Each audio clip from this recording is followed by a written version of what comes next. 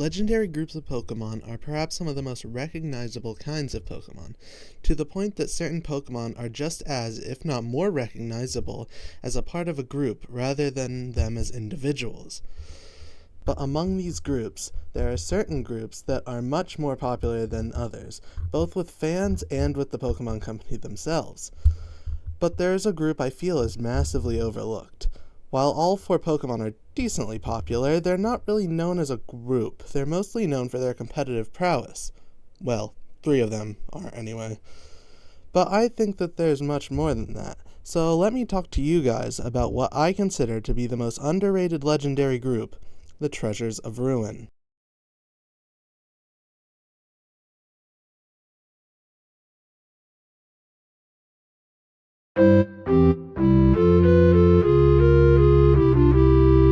Well, might as well get this part out of the way quick. Let's not forget that this is Scarlet and Violet after all. Yeah, the gameplay kinda sucks, but that's something you can say about pretty much all of Scarlet and Violet. I do actually have some extra stuff to say about the Treasures of Ruin specifically. Mainly how they feel really anticlimactic from a gameplay standpoint. The game builds up a decent amount of suspense about these Pokemon, but then you actually release them and they just step out and you catch them with little to no issue depending on where you are in the game. And that's just so disappointing. I wish we got to have a side storyline where we have to stop the Treasures of Ruin from attacking cities all over Paldea.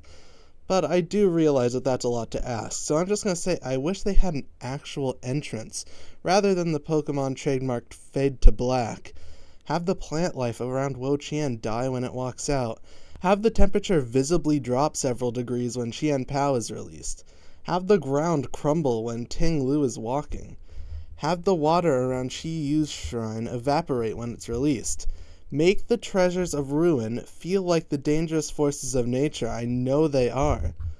This, thankfully, is the only thing I can properly point to and say, yeah, that's not very good. So the rest will be pretty positive.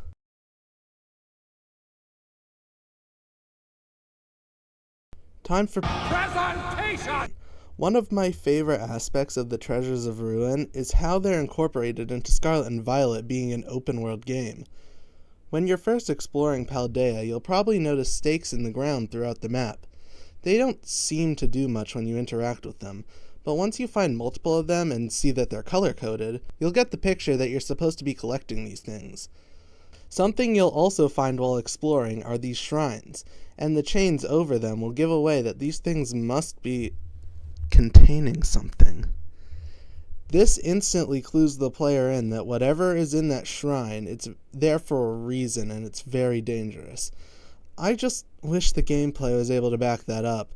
I'd be surprised if anyone found these stakes without a guide, but maybe that says more about me than anything.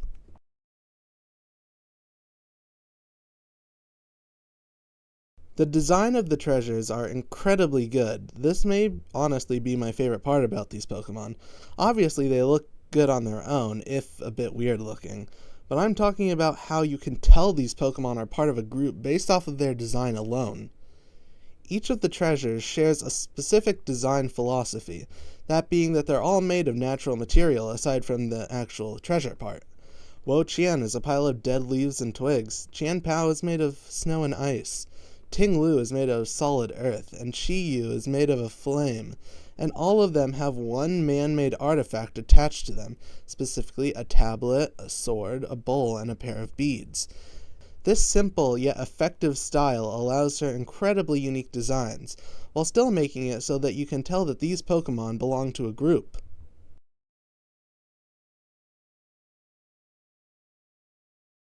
While I did say that the design of the treasures was my favorite aspect of the group, I think that the lore of the group is the most interesting to discuss.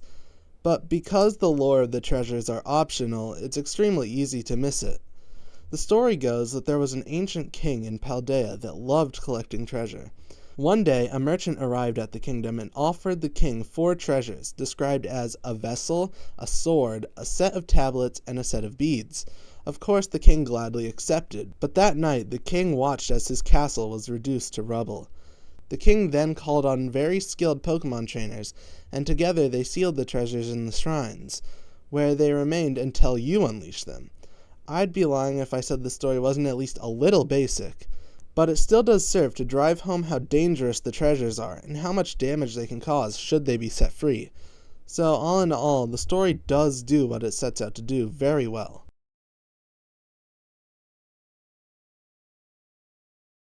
Now, a short disclaimer for this section, I know nothing about music. I just know what my ears like, and the Treasures of Ruin theme is pretty good, not that I have a lot to say about it. It has a very mystic start that really does emphasize how mysterious and otherworldly these creatures are. The music then becomes more frantic and does its best to show that these Pokemon are dangerous and mysterious. Very unfortunate, though, that the gameplay does drag it down, as stated before.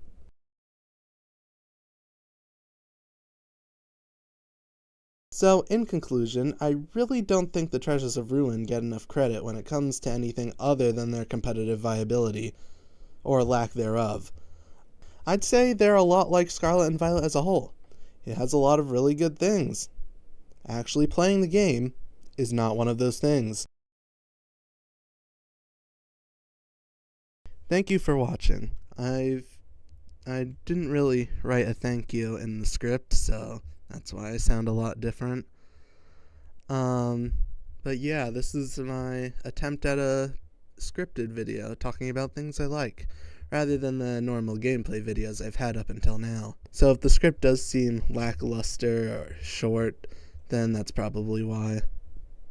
So yeah, thank you for watching. Subscribe, and I'll probably make more video essay-like videos in the future.